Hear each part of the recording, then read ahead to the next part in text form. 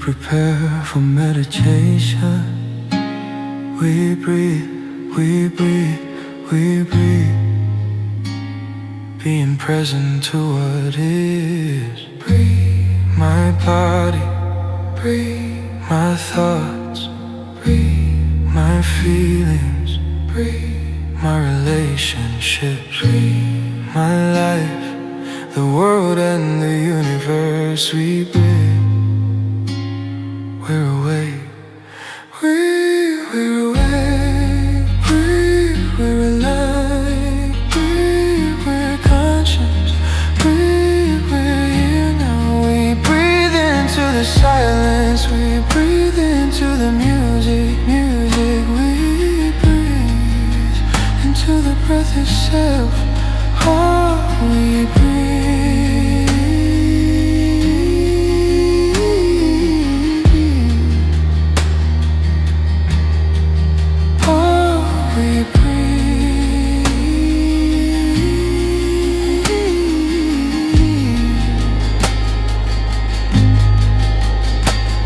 We breathe, we breathe, we breathe, we breathe to what is. Reunite, breathe, my body, breathe, my thoughts, breathe, my feelings, breathe, my relationships, breathe, my life, the world and the universe. We breathe, we're awake. We're alive, breathe, we're alive, breathe, we're conscious, breathe, we're here now. We lean into the silence, we breathe into the music, music. Breathe into the breath itself. Oh, we breathe, oh, we breathe. Oh, we breathe.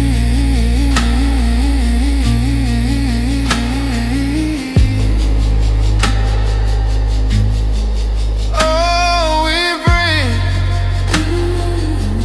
God breathing Himself as us. Oh, we breathe. Oh, we all wake. We breathe, and we all breathe,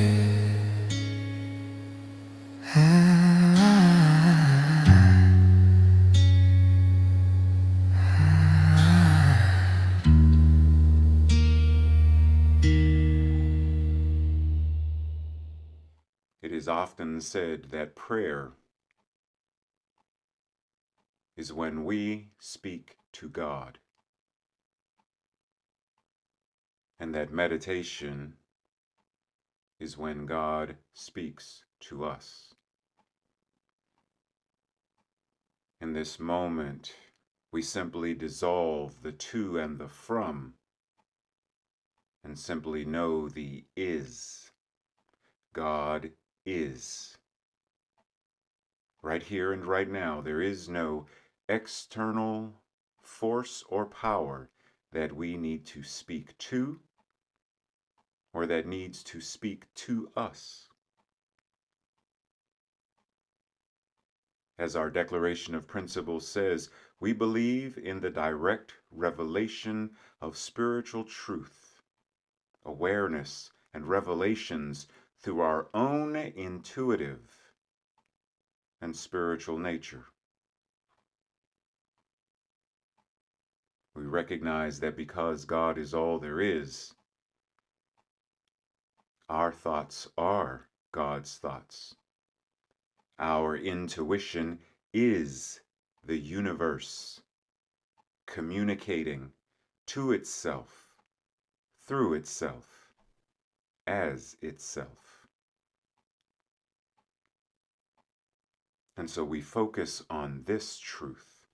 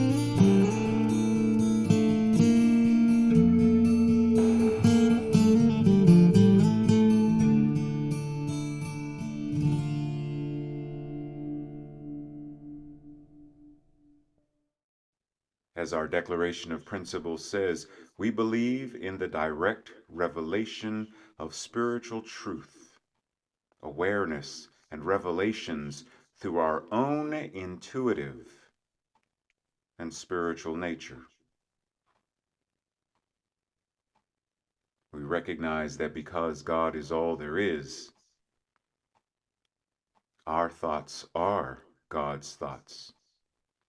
Our intuition is the universe, communicating to itself, through itself, as itself. And so we focus on this truth.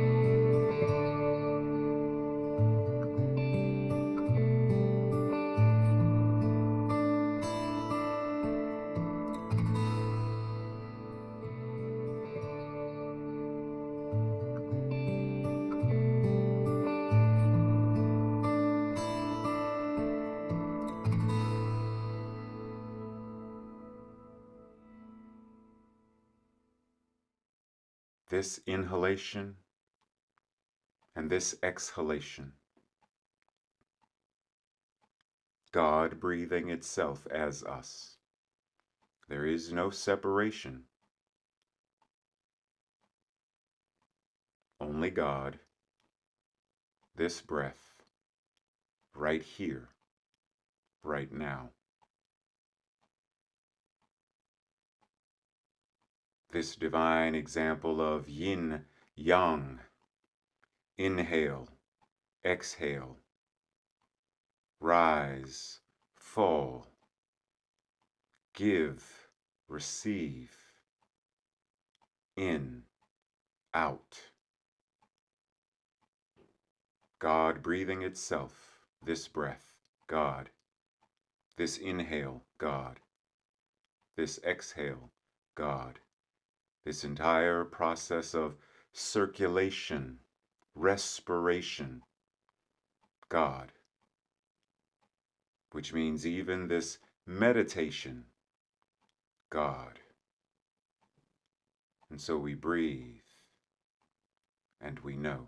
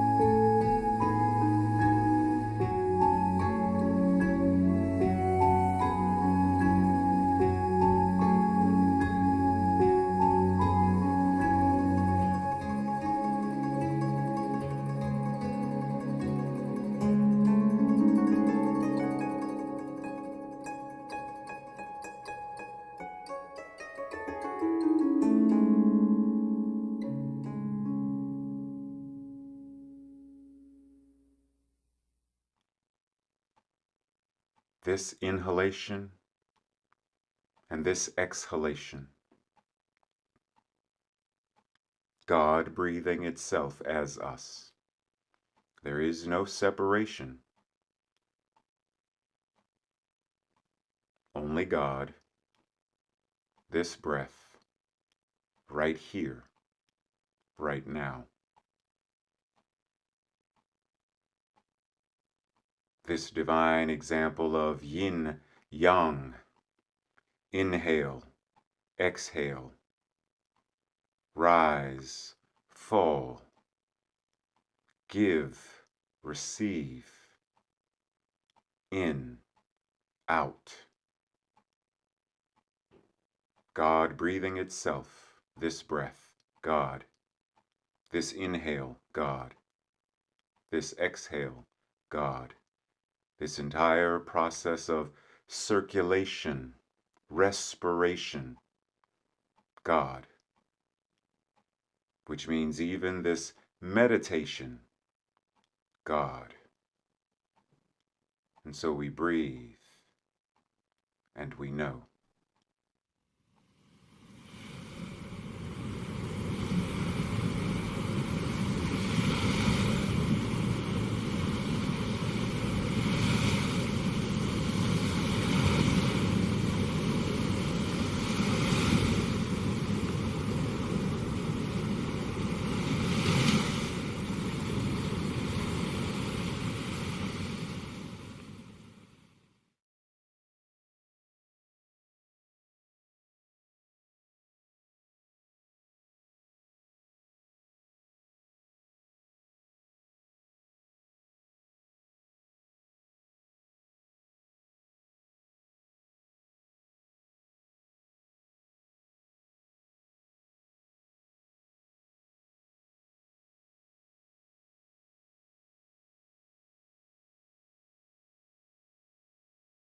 We believe, we believe, this is what we believe. We believe that God is the almighty living spirit, absolute oneness, it is indestructible, and as an absolute it is self-existent causation. This one power manifests itself in, through, and as all creation. But it cannot be diminished, lessened, or absorbed by its creation. The manifest universe can be called the body of God. This is the logical and necessary expression of the infinite self-knowingness of God.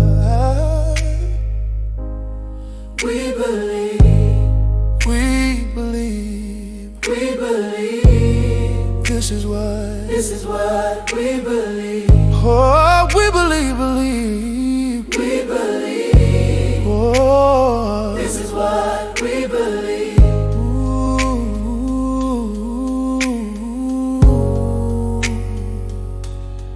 we believe.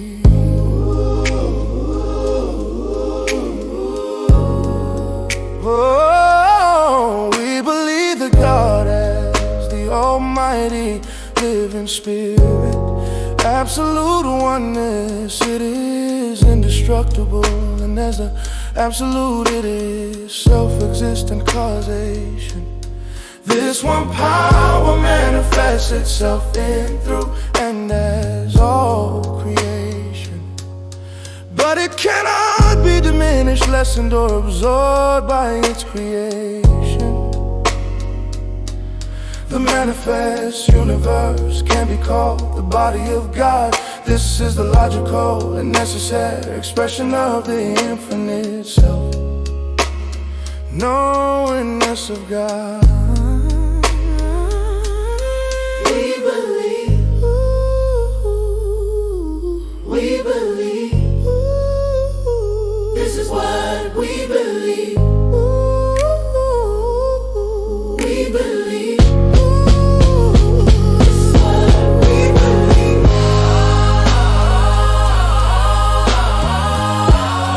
We believe.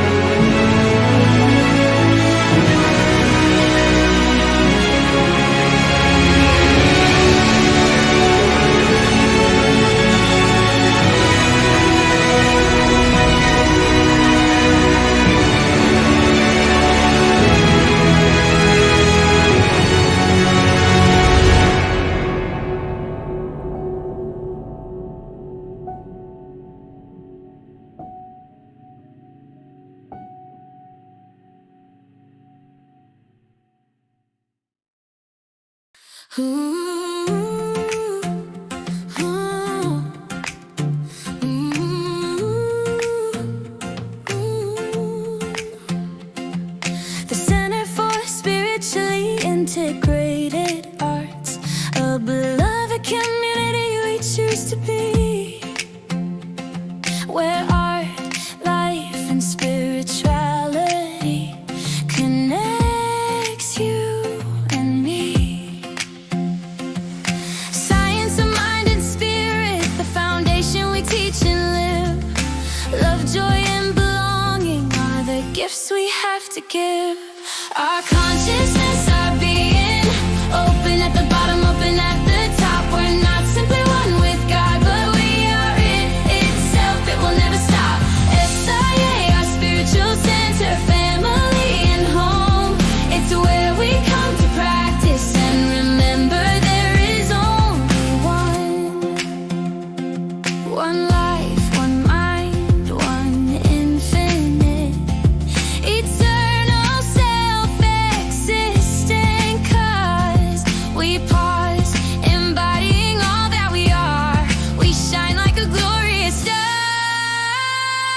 Our consciousness, our being, open at the bottom, open at the top. We're not simply one with God, but we are it itself. It will never stop. SIA, our spiritual center, family and home. It's where we come to practice and remember there is only one.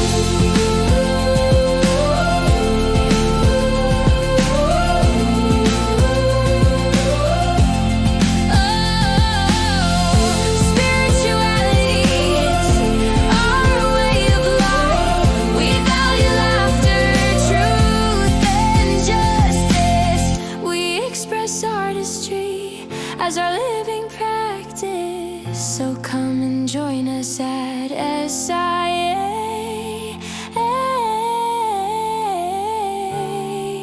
Know you found a community that will love you every day.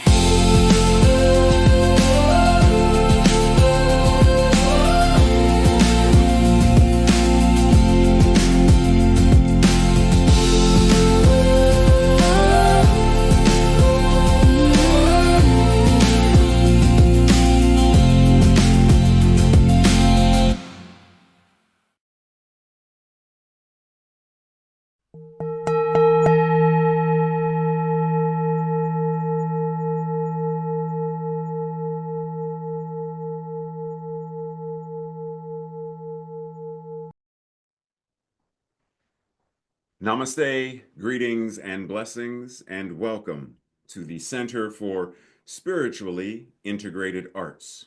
This is our Sunday message, and I am Reverend Dr. Raymont Anderson, the founder and spiritual director of this center. And I invite you to watch not only this Sunday message, but any of our archived messages. I invite you to join any classes or events that we have going on. I invite you to reach out and email if you have any questions. Questions about this community, questions about me, questions about what we do, or questions about this science of mind and spirit, liberation theology that we practice and teach. And if by chance you find yourself seeking beloved community with other like-minded beings, even if you already belong, are a member of another community, church, or center, you are more than free to have multiple affiliations wherever you are fed and find community. You are invited. And lastly, feel free to click like, subscribe, and share this or any other message or announcements with others in your circle. And with that, much appreciation, love, and blessings. Enjoy the message.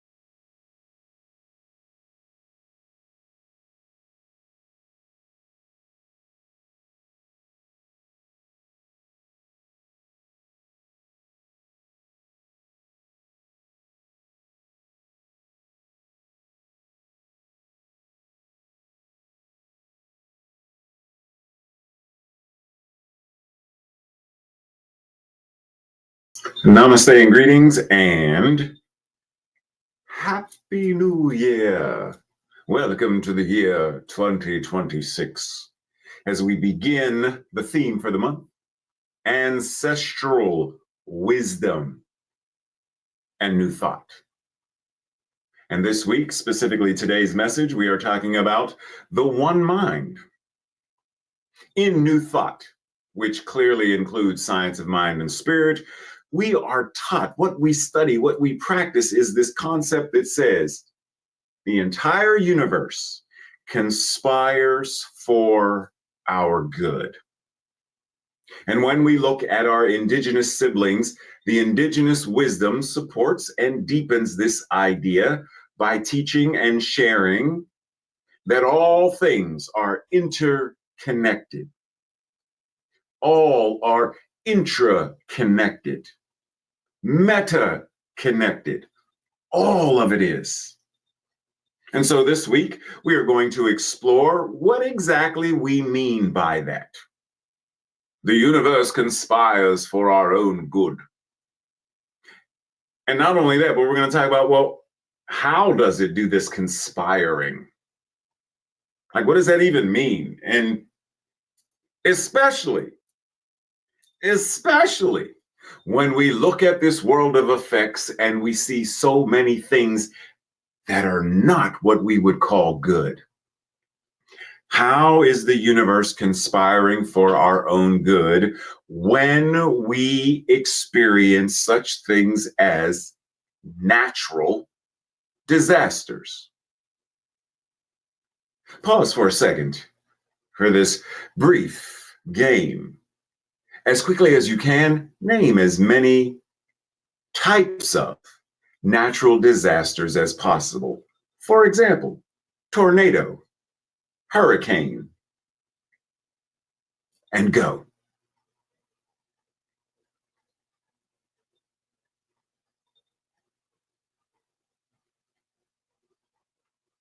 And how many of these did you come up with? Most of us don't really think about all of these on any given day.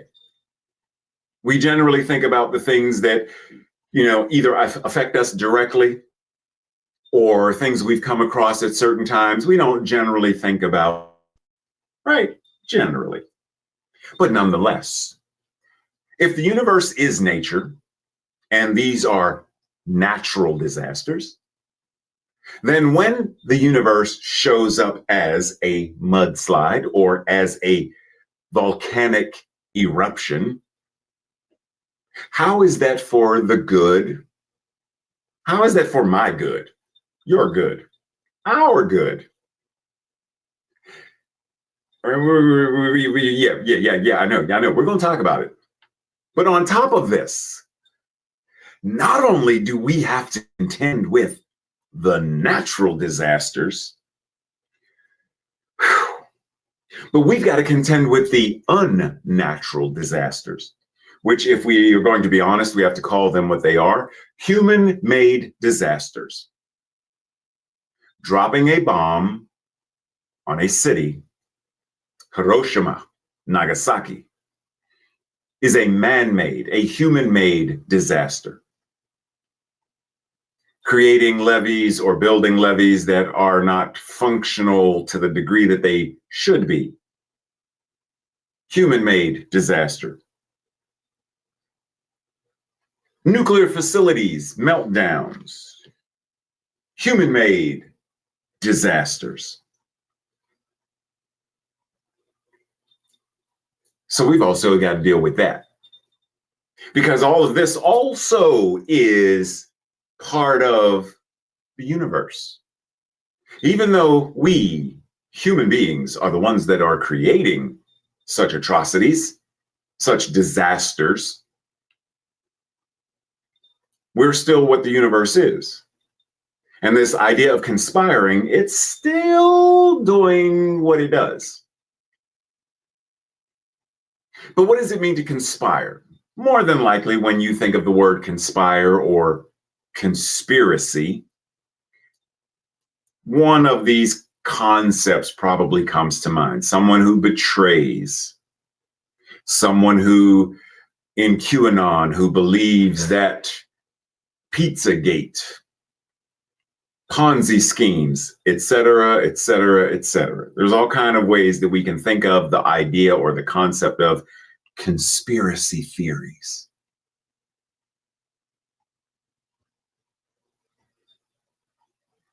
They're always watching. Where's my tinfoil hat? There's all kinds of ways we can conceptualize this. But the main focus I want us to think about today is where the concept, the etymology of the word conspire, originates with something that I'm sure many of us are not aware of. The Latin roots of the word conspire literally means to breathe together. The negative meaning of conspiracy, as in theory, only since the 20th century. The original definition of conspire means to act or to work in harmony with another to achieve a common goal. So us working to create a world that works for all, we are conspiring together. So when you see this family, do you see them conspiring? Especially when literally means to breathe together. Breathing together can refer to a physical or an emotional practice where various individuals, especially partners, family members, friends, etc., or groups, synchronize their breathing to create deeper connection, deeper bonds, cohesiveness, a sense of calm, a sense of serenity, and co-regulation. Breathing together. The universe is breathing itself as us. Because I'm not breathing me, right? I can move my hand. I can move my, thank you. I can move my hand. I can pick things up and put things down and scratch my head and touch my chin. Touch my chin. Chin. Thank you. Right? I can do all these things. I can choose to. I can't choose. I don't feel like breathing today. Did it yesterday. I'm not in the mood to breathe today. No, the body needs to breathe. It is the universe. It is nature breathing itself as this body, which means this breath, my breath, the universe breathing as me, is developing and creating and nurturing deeper connection, deeper bonds, cohesiveness with itself, this self, the one self, and with all that is, which includes all of nature. Mushrooms form complex underground networks which connect plants, trees, various other greenery across species, across locations, to share resources and to communicate. The mycelial network, a vast form of communication and sharing of resources. This is nature's internet. The worldwide wonderful web of nature, the universe. And we could find all kinds of ways that this is demonstrating how nature is conspiring, how these unseen connections conspire for the good of all that are connected. including the birds that eat the seeds or the berries or whatnot that are being grown on the bushes, that are being communicated with and shared resources with from miles away. It's all connected. Excuse me. When we learn to trust the universe, we shall be happy, prosperous, and well. So when the universe, let's just jump in, when nature has a natural disaster, it is a way that the natural world is coming back into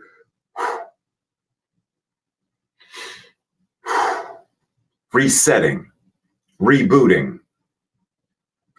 If we take away all of the human-made disasters and the ways that we contribute to global warming and all of the other things, and the way, you know, a brush fire starts with someone putting a cigarette in the, apart from all of that, when it happens on its own, it is a way that nature resets. It is a way that nature moves and flows with the natural order of the intelligence of spirit. Now, clearly, if I live somewhere, Tornado Alley, and a tornado destroys my home and half the neighborhood, I'm not going to say, the universe gave me this for my own good. I'm not going to go there. I'm going to be in grief and mourning and possibly anger and a whole bunch of emotions. Yes. Because, but what in there can I be grateful for? What in there can I choose to identify as a blessing?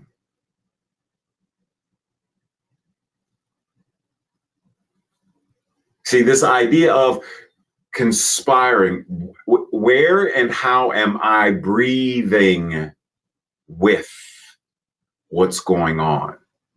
In other words, how am I being present to what is? Grief, breathe with it. Conspire with the grief. Sadness, conspire with the sadness. Anger, conspire with the anger. Conspire, breathe with it and be present to it rather than resist it because of attachment, which leads to suffering. So when we learn to trust the universe, trust God, that means we also are trusting ourselves, trusting our own innate wisdom, trusting that when two and more are gathered together in the name and in the nature of the infinite, we're stronger together. Not only are we stronger together, we are more powerful together, just like the mushrooms and the mycelial network.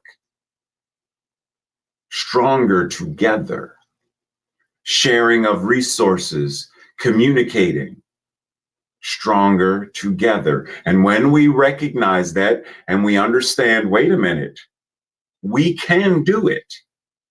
We can come together and we can do it. We've done it before.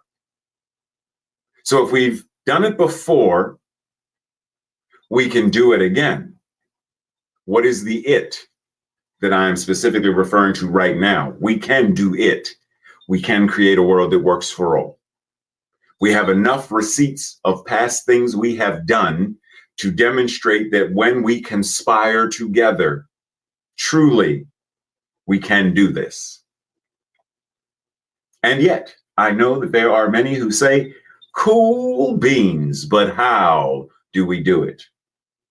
It starts with the recognition that God is a circle, circumference nowhere, center everywhere, and that what it is, we must be. Therefore, God being all there is, source being all there is, spirit being all that there is, then what it is we must be. Start there. That's how we conspire. I recognize that there are infinite resources, and through communication, cooperation, and collaboration, we can create it.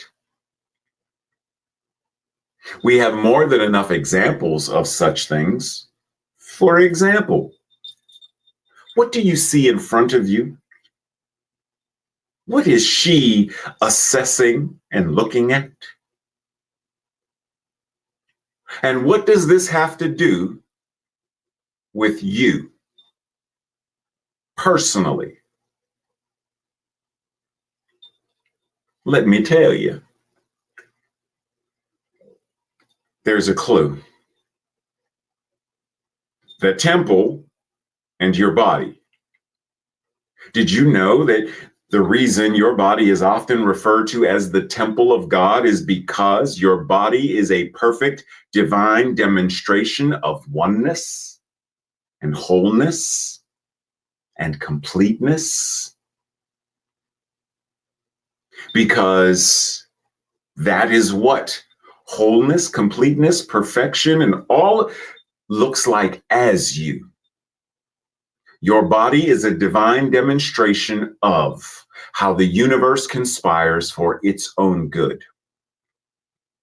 All of the systems breathing together, flowing together, moving together for life to be life. Even to such a degree that when the body is no longer consciousness, still continues. The breathing, the conspiring continues. The infinite ebb and flow of yin and yang, the energy of movement, the energy of the divine, all of it continues. It always has, it is, and it always will be, because it is a divine expression of infinite oneness.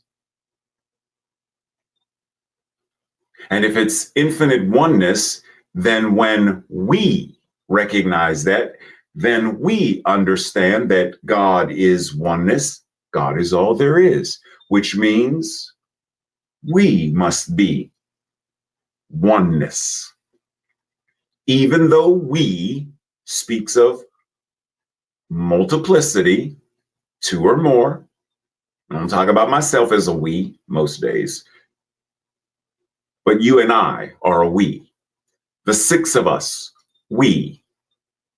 But even that we, oneness. Various organs, various systems, various bones, one body. So when we begin here and recognize this on a very deep level, we change the way we show up.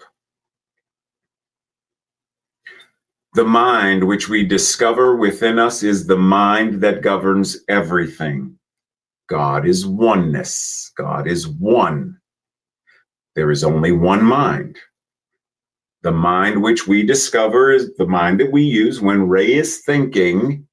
The mind that Ray used is the same mind that governs the stars and cosmoses in locations that I, in this form, will never experience. One mind, one life, one infinite power and presence. When we recognize that, how can I then say, yeah, I'm not smart, I'm not wise, I'm not creative, I'm not intelligent, I'm not. There's only one mind, and that mind is God. If that infinite mind is intelligence itself, then you must be intelligent. To the degree that you are accessing it, that's a different conversation. But the intelligence is there. It has to be. It has to be. Now, the question is, am I judging intelligence by comparing my intelligence with somebody? I'm not good with numbers. I can't balance a checkbook. Tracy can. I'm stupid. She's smart. Is that what I'm doing? Am I comparing and judging based upon, well, I could never do it Einstein because he's a genius and I'm anybody? What? We're all God. We're all the infinite universe expressing. There's only one mind. So how about we start tapping into what that actually looks like and what that actually means? Especially when we understand that the mind is not your brain. As the Venerable Rabina Korten says, as far as the Buddha's concerned, our mind, our consciousness, our capacity for cognition is not physical. In other words, it is not the brain. It is not even a function of the brain. Nor is it the handiwork of a creator, like a soul, nor does it come from our parents. Now, without insulting neuroscientists, you could say that the brain is a physical indicator of what's going on in the mind. Although, of course, only to a grosser or lesser level, the level of the senses and conceptuality. Buddha asserts much subtler levels of mind that don't depend upon the brain.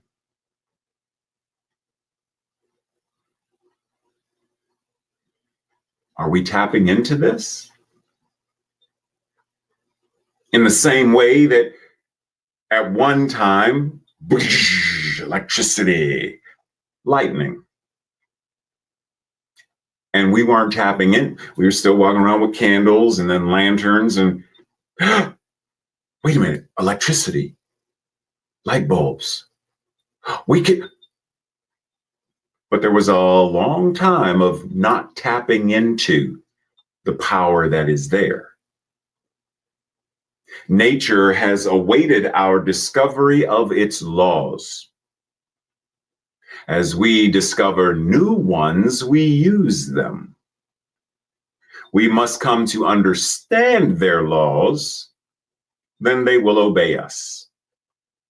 When we understand the law of electricity or the laws of buoyancy or aerodynamics, we are able to conspire with these laws in such a way that, as Dr. Holmes says, they obey us. Electricity will go where electricity doesn't pop up and say, yeah, I don't feel like going across this cord no more. So the law says if there is conductivity, then the electricity must go along through how it must. Is it conducive? Is it a conductor? Is it? Yes. Then it has to. So it must obey because it must obey its own laws. It must obey its own natural order. But once again, are we discovering the laws of mind and spirit? Are we discovering the laws of the creative process? Are we discovering such laws and understanding them in our lives to such a degree that the law of mind and action obeys us and creates accordingly?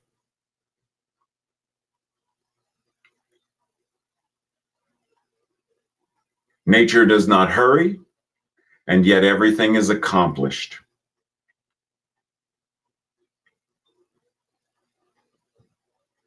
Nature does not hurry. A great example, because when we adopt the pace of nature, then all of nature's secrets, such as patience, serenity, power, conviction, persistence, all of these things become tools that we now can use. Do I have the persistence to move like the stream that eventually carved the Grand Canyon? Are we adopting the pace and the methodology of nature? Live in each season as it passes. Breathe the air. Drink the drink. Taste the fruit and resign yourself to the influence of the earth.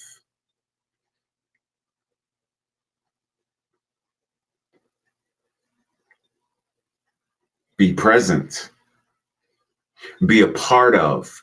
Conspire with, as Frank Lloyd Wright says, or has said, I believe in God, but I spell it nature. And this is why. When we stop fighting against and we resign, we surrender ourselves to the infinite power and presence, not as an external thing, but as the all-pervading oneness, then life changes. How we move through it changes. How it moves through itself changes. But are we willing to sit and pause and learn and understand so that we can apply? Everything we think and then do and say is the very process that produces who we become. Everything we think, our mental equivalent, everything we think, everything we say, everything we do is the very thing that creates, the very thing that produces who we become. If we want to become as Yeshua, Jesus, we want to become those who understand the embodied Christ, then are we thinking that way? Are we speaking that way? Are we acting that way? Because that produces who we become. Are we sitting and contemplating? The one who experiences the unity of life sees their own self in all beings. Namaste, the divine, the all that is, the oneness that is showing up in, through, and as me, sees itself in, through, and as you, and all that is. So if I look at the stress ball, namaste. That may sound silly, look silly, but when I really get down to it, this is not a quote unquote living, breathing, like we wouldn't consider this, right? It's not an animal, it's not a person, but is it moving? Is there energy? Is it an expression of the divine? Yes.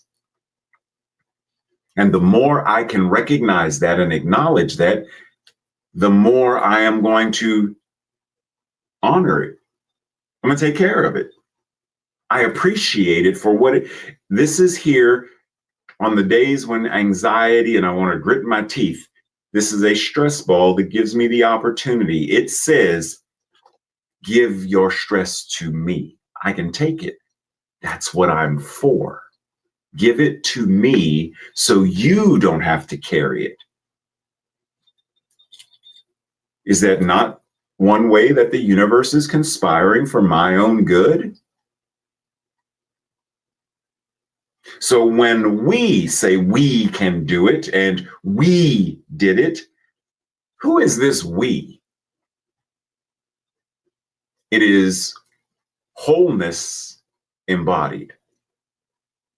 We, wholeness, embodied, which then has to show up in how we move and flow and navigate through this thing called life. How do we embrace the Tao, T-A-O, the way of the infinite, the way of God, the way of spirit? How are we moving with the divine energy? In the Western tradition, there is a recognized hierarchy of beings, with, of course, the human being at the top, the pinnacle of evolution, the darling of creation. And then there are the plants at the bottom. And I might even say the insects are at the bottom, but we'll say plants. Plants are at the bottom. But in native ways, the indigenous wisdom of knowing says human people are often referred to as the younger brothers, the younger sisters, the younger siblings of creation. We say that humans have the least experience with how to live, and thus the most to learn. We must look to our teachers among other species for guidance. It is their wisdom that is apparent in the way that they live, move, and have their beingness, which we can then adopt, learn from, embody as well. So how are we learning from our indigenous siblings and all of nature? How are we gleaning from the wisdom keepers of varied traditions? How are we becoming excellent stewards of all of creation, breathing together with one another and all of life? The first chapter of the Science of Mind textbook introduces us to God as the one mind, of which we are all a part. We have to be. That's what one means.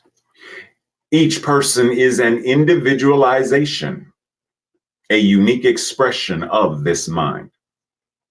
As we think thoughts and feel emotions and intentions, the law of mind responds by reflecting those intentions back to us. As you breathe out, right? As you give the breath, you receive the breath. Yin and yang. In this way, the universe supports us, responds to us, conspires for our good and the good of all, rearranging the world and creating and recreating synchronicities and coincidences to make a way for our intentions and desires, etc., to manifest. Engaging the law of mind is a natural process. It's what we are. We can't help but to use it. But are we using it in life-affirming ways consciously? We can choose to use the law more intentionally through thoughtfulness, mindfulness about what it is that we are thinking, feeling, believing. Importantly, the law works equally for everyone. It cannot play favorites. Dr. Holmes continued to say, the mind which we discover within us is the mind that governs everything. This is the thing itself. And we should recognize its simplicity by also recognizing that it is us. Breathe. As we reconnect with this core tenet of Science of Mind and Spirit 4.0, we're invited and encouraged to remember that this oneness is all people, are all people, all things, indeed, all expressions of life. With our thoughts and beliefs, our communication, however it shows up, our emotions and feelings, and our actions, behaviors, habits, we apply the law in the process of what we call co-creation. It is vital, let us repeat that, it is vital that we understand that our choices, our mental equivalents, influence and impact not only our world and not only our experiences, but also the world and all who call it home. So this week, remember to create. Remember to create with the good of all in mind. Whatever you are creating, ask, is this for the good of all?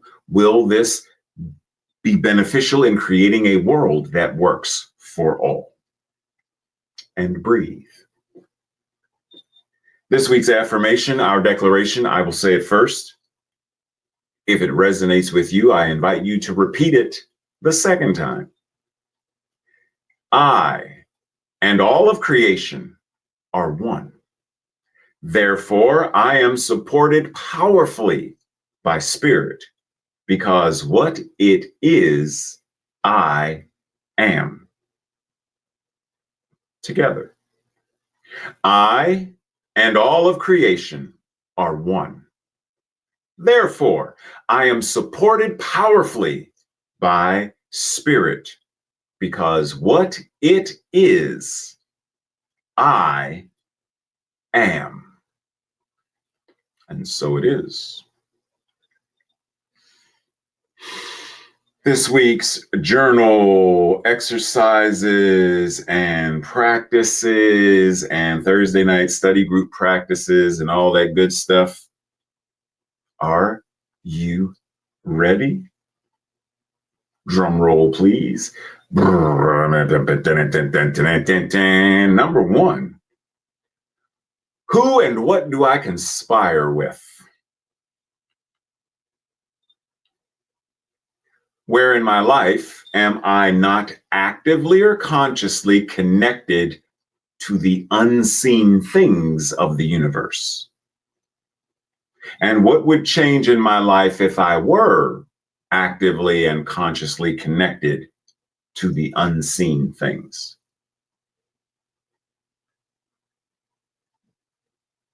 In what ways is it evident that I trust the creative process and believe that I can and that we can fill in the blank, create a world that works for all, live a healthy life?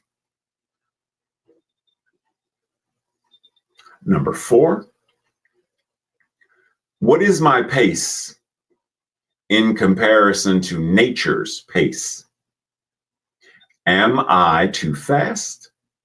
Am I too slow? Or am I just right? I don't know, but she's still sleeping in my bed.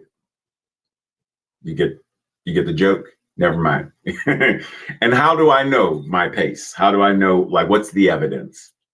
And then lastly, in what ways could I benefit from the wisdom of my ancestors as well as the wisdom keepers of other traditions? Note, wisdom keepers don't just mean people. And breathe. Your practice this week, apart from your journaling, is go get out in nature. And if you're unable to get out in nature, then watch a nature video online. Right? There are tons of them on YouTube and stuff. Watch a nature video. And then just simply be present. Immerse yourself in nature, whatever it is offering you. The breeze, the sound of water, the sound of wind, whatever it is offering you, just be present to it. And then at some time later, after you have reflected, share with someone what you noticed or felt by your time in nature. And breathe as we enter into that space of our closing prayer, where we simply acknowledge the awareness, the goodness, the breath of a universe that is breathing together with us and as us and for us for the good of all. So it is with gratitude that I inhale and gratitude that I exhale, gratitude for life, gratitude for joy, gratitude for the ability to shift my thinking. And as I say I mean we. I mean the we that is the oneness of life itself, the thing itself. Grateful for the joy, grateful for the laughter, the wonder, the amazement, the evolutionary impulse that says, draw, paint, create, walk, breathe, be. And it is from this place of gratitude that I resign myself to the wisdom of the all that is, the wisdom of this body temple and all of its parts, oneness. The wisdom of this thing called nature and all of its parts, animals, minerals, all substances, oneness. The wisdom of all people, oneness. The wisdom of the earth itself, oneness. The wisdom of the divine, oneness.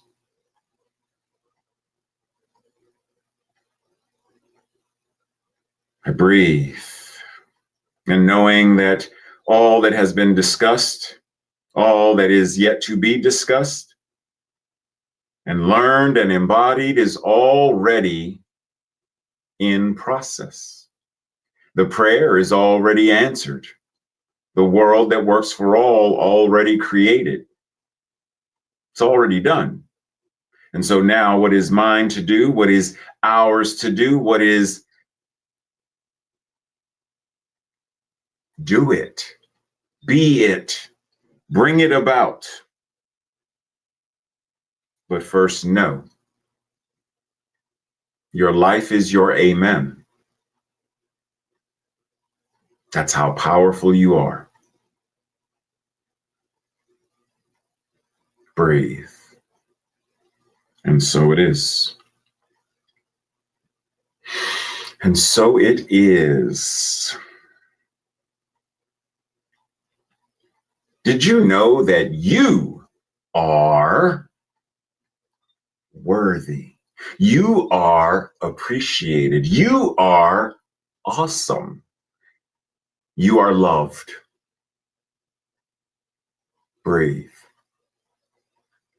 So this week, make sure you do whatever it is you need to do to make it a week full of fun, a week full of joy, a week full of love. And we will see you soon.